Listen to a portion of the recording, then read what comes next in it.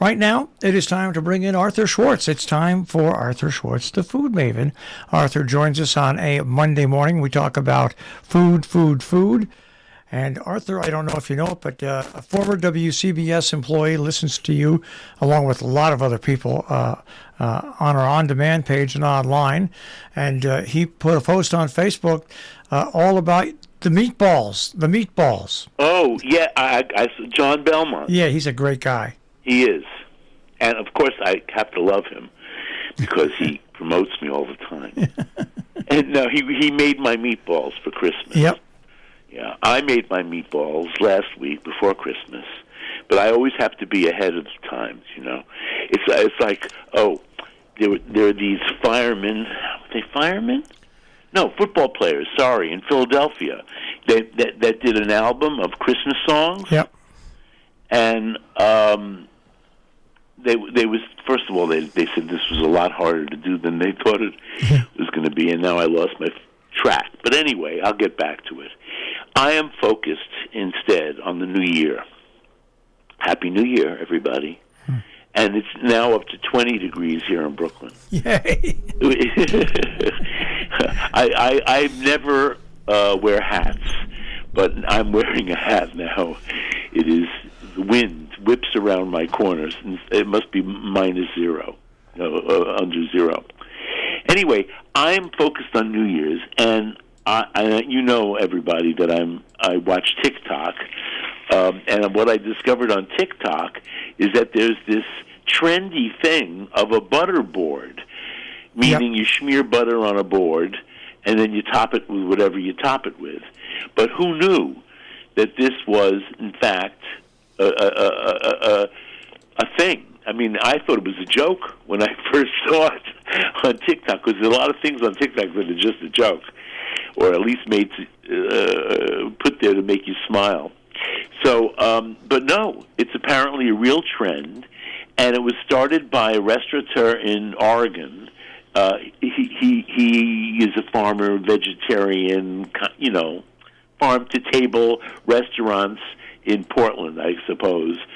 And he wrote a book 4 years ago.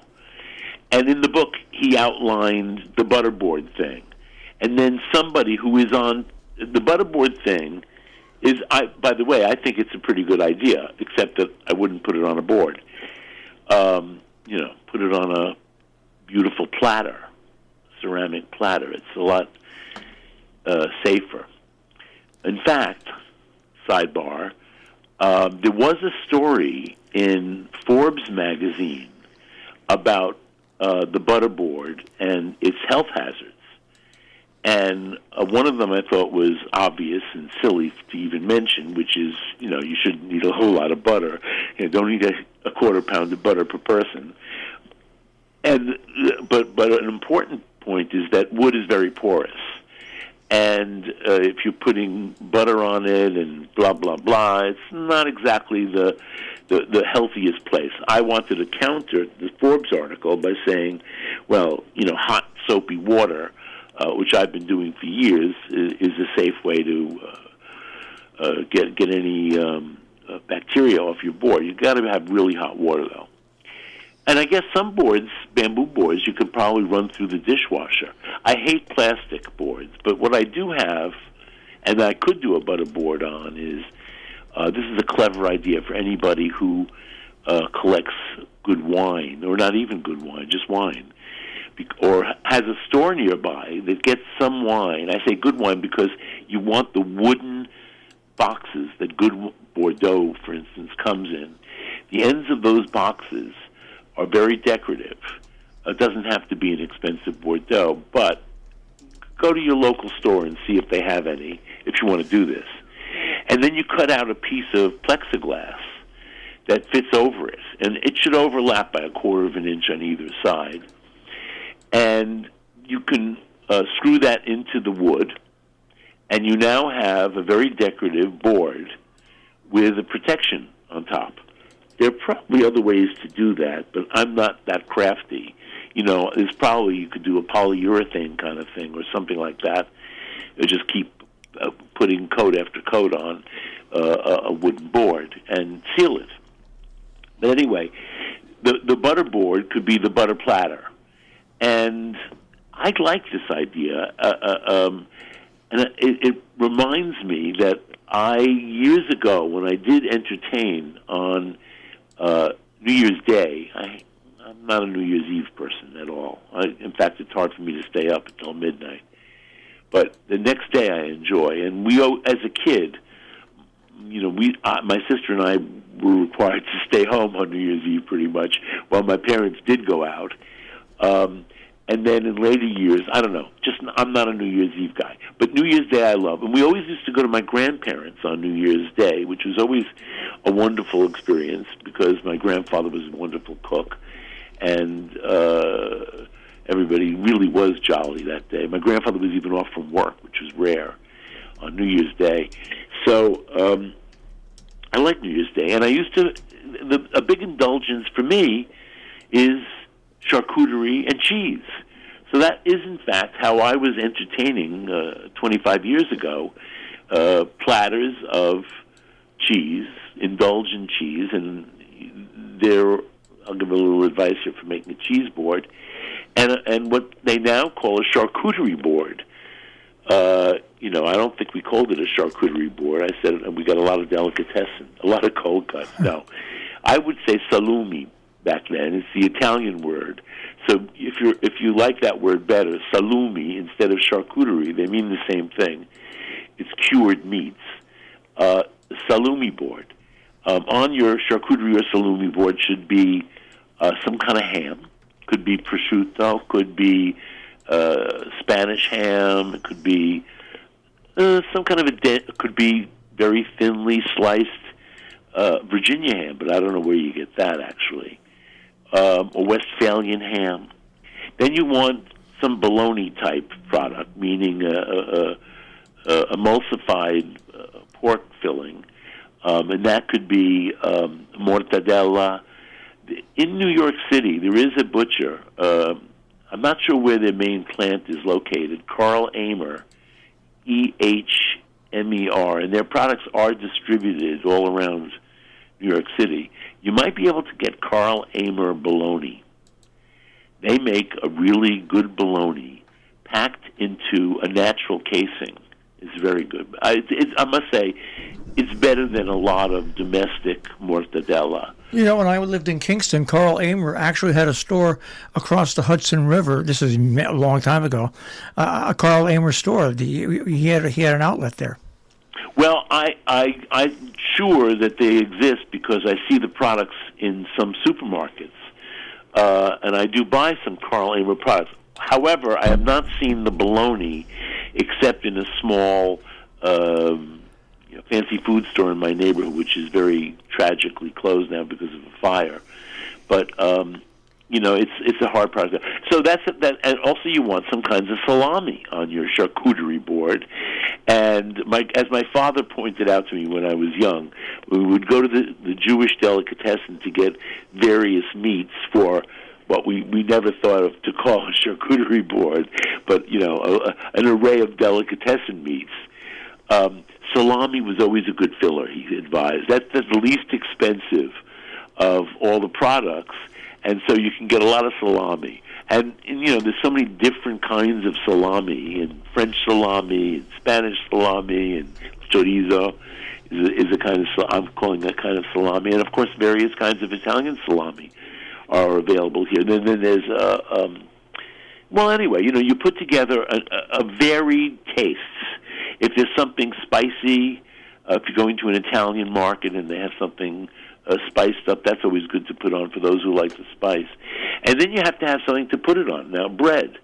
So, but now not for a charcuterie board. For a charcuterie board, I do want bread. But for a cheese board, I actually prefer crackers. I mean, some people like bread, so have both. I mean, if this is a party, you should have everything. And by the way, either a charcuterie board or a salumi board and a cheese board are both perfect accompaniments to wine. So one of the things I used to do was open up the bottles of red wine that should be opened. because they've been sitting around too long and I don't have the perfect storage space. Of course, if you have a wine cellar or someplace where you can actually put your wine down for years and years, and it's good wine to do that with, then you're not in a hurry to open bottles. Or maybe you are.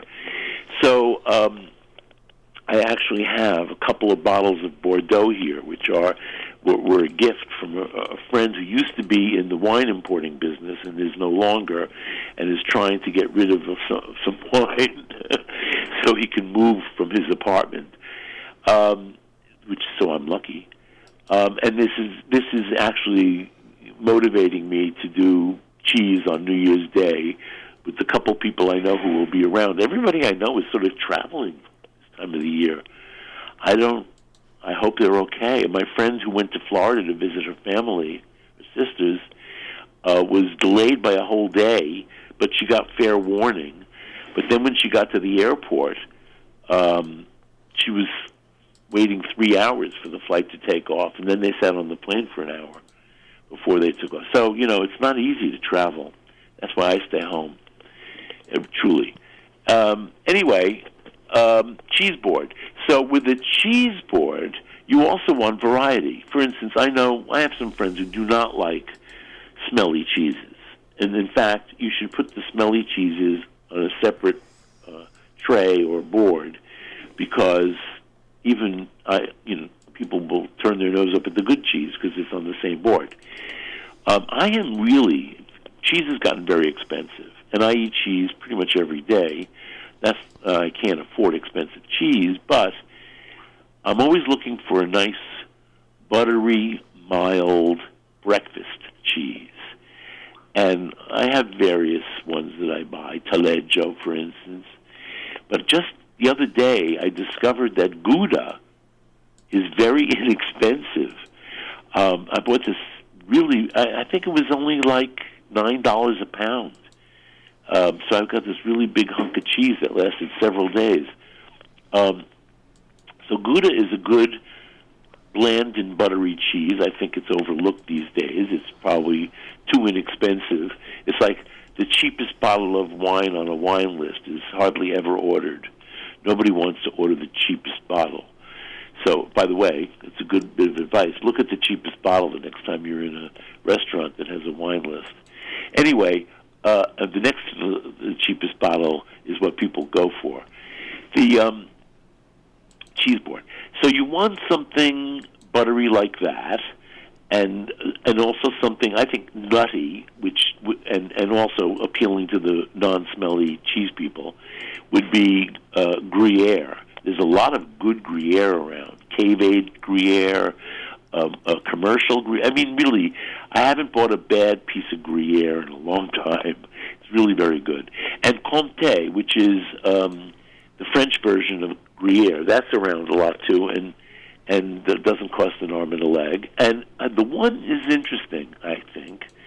I'm a lover of real Swiss cheese, meaning made in Switzerland Swiss cheese, authentic Swiss cheese, which is also called Emmentaler, is actually called Emmentaler, but we call it Swiss cheese. And there are a lot of products that are not made in Switzerland that are called Swiss cheese.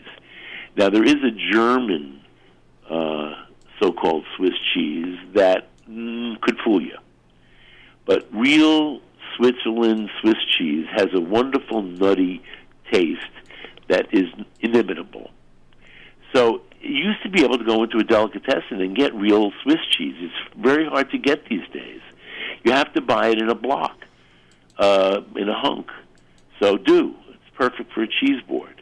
Then you get the creamy cheeses. Of course, everybody knows brie, but most brie is pretty bland. Look, it's a nice, runny, creamy cheese. It's pretty bland these days. Camembert usually has more flavor. And up by you guys in Chatham is they make, what's it called? Is it called the Old Sheep Farm, Marshall? I'm not sure. Sure. My brain is going. But in Chatham, New York, right over the border practically, is a great cheese company that makes a sensational goat milk camembert. And I buy that in my neighborhood. And also, you should look into the triple creme cheeses, which, despite their names, are not really more calorific, to use a word, than not so creamy cheeses. So the Saint-Andre is very easy to find. I don't know. I love those cheeses. I find them very luxurious to eat.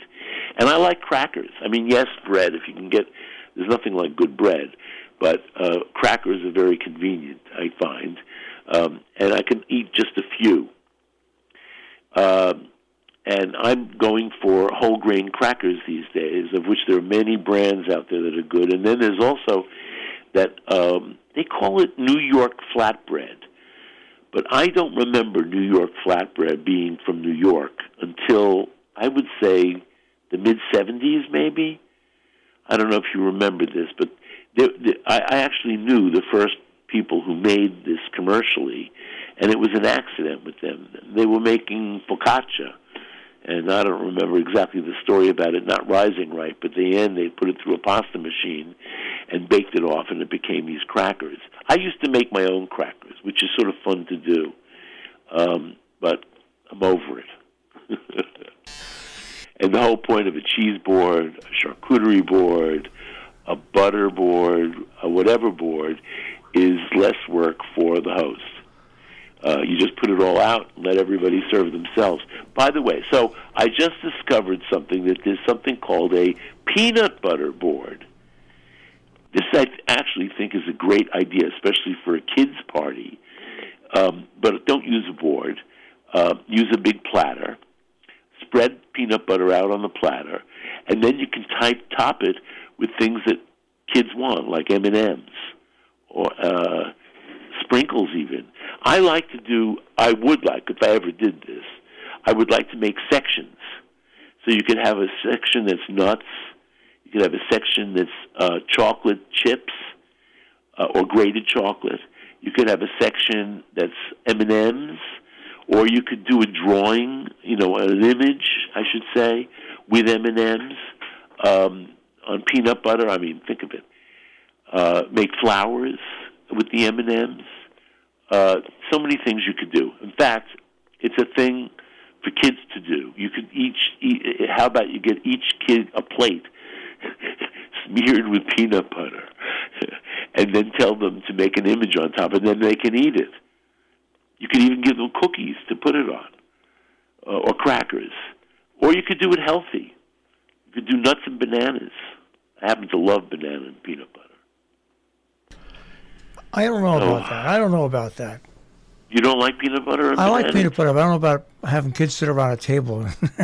Why not? My niece, who's only 6 and a half, she'll tell you the half. It's become very important lately. She's actually closer to 7. She would do this, for sure, and do a beautiful job of it. She was given the job of arranging the family's 5 menorahs with other Hanukkah tchotchkes on a table, and she did a beautiful job at age 6. She would love to do this. I'm only gearing it by the kids that I know, but I have a 9-year-old and a 6-and-a-half-year-old in my life, and I know that they would get a kick out of that. Cream cheese. You could do it with cream cheese, too. When I used to go to Super Bowl parties, everybody used to go.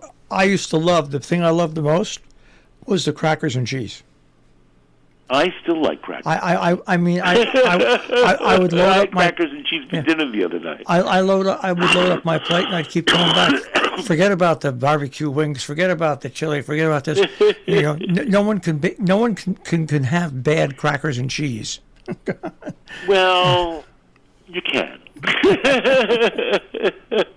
But you're right. It's hard. Although I may try this. I got to find it again. I saw this probably on TikTok, I'll admit, making your own cheese whiz. You make this cheese fondue, basically, and you put it into a CO2 canister, like they make different foams of this and that. By the way, I've tried making foams of this and that, and what I discovered is to make it a good foam, it has to be a high-fat product, like cream. So I would think cheese works very well. Anyway, I saw it work well. Will I get it to work well? We'll see. But you make a fondue, you pack it into the canister, and with the CO2 cartridge, and squirt that out. But you can do really good cheese, though. I've just bought some super aged Vermont cheddar. Gotta say, sensational cheese, and I bought a lot of it. So I would spare some of it to experiment with. People with these like what you were talking about, the butter tray, the butter board. Butter board. You know what some families are doing now, and this I saw on TikTok, is they gather their kids and everybody around the table. They cover the table with big plastic, and they dump out a big pot of spaghetti with marinara sauce in the middle of it. And then they put, like sausages and stuff like that, and you just dig in and Well, I'm glad I didn't see that. I couldn't believe it when On I the saw other it. hand, now listen, this is serious. In some places in Italy, usually cold mountainous areas, where they make polenta in general, one way to serve polenta communally is to spread the polenta out on a wooden board and then top it with ragu, and then top that with the meats that cooked in the ragu, sausage, bracciole, whatever it is. Meatballs could be, not usually meatballs, gotta say, but meats, even big hunks of meat. And everybody gets a fork and you eat it right off the board. Now, I have to say that I have had a lot of fun doing this, and I once went to a party where the board was, it must have been an 8-foot board, and it was carried out very ceremoniously over the heads of several waiters and put in the middle of this very gregarious group of good friends, and we ate silly, this polenta. So I came home, and I was consulting to a restaurateur at the time, who had Italian restaurants. And I said, this is a good idea. Why don't we try this? But, we could just do it for tables of 4. You're not going to do 6. You're not going to do the big thing, but you could have tables for 4. He loved the idea, and the health department shut it down. They said, you can't do this on wooden boards and have different people using the wooden boards. So it wasn't going to be as let's say romantic, as to have plastic boards or something else. So we gave up on the idea, but I still like the idea. That sounds like about 5 years ago when we set up a booth at a trade fair, and we set up a couple of big tubs of jelly beans, okay, for people to take. There's a good one for a board. But what happened was the Department of Health came by and said, you need spoons. So I said, well, why do we need spoons? He said, because of the transfer of germs. I said, well, we got little cups. People dip the cups in. It's the same thing as having a spoon. Matter of fact, if you just have one spoon, everybody touches the same spoon. So I won my argument, but the guy was really upset at me. I just thought, if you got because you won. Yeah, that's right. He was you upset. were right. He was Not upset that at you me won. before that. You were right. The cup is, yeah. We had little cups. You just dipped it in, and you walked away with a cup of. Well, you do see it when you go to shows, or I don't know. I guess maybe even at fairs where they're giving out samples.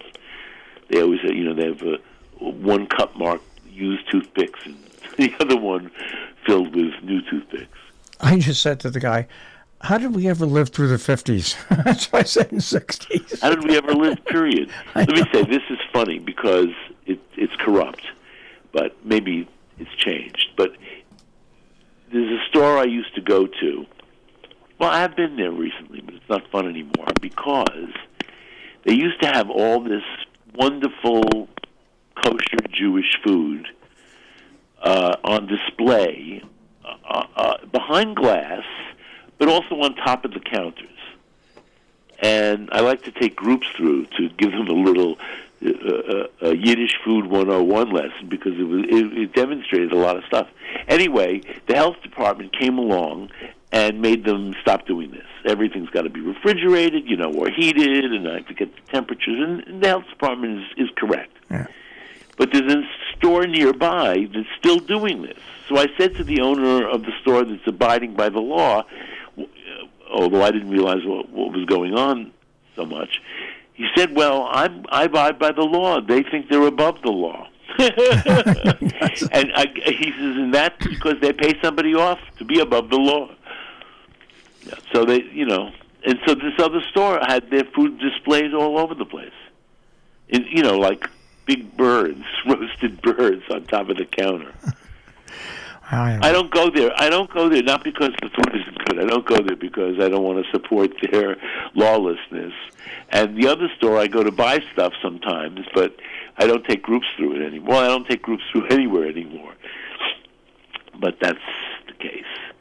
So health department, it's interesting because in Europe, well, at least in France and Italy and Spain, places I go to, in Western Europe, food is kept healthful, but they're not obsessed with the having everything covered over. And I don't like shopping in stores that have all the vegetables in plastic either. We used to have various churches and organizations that would have chili contests and stuff like that, and they're all gone now because it has to be made in a certified kitchen. Yes.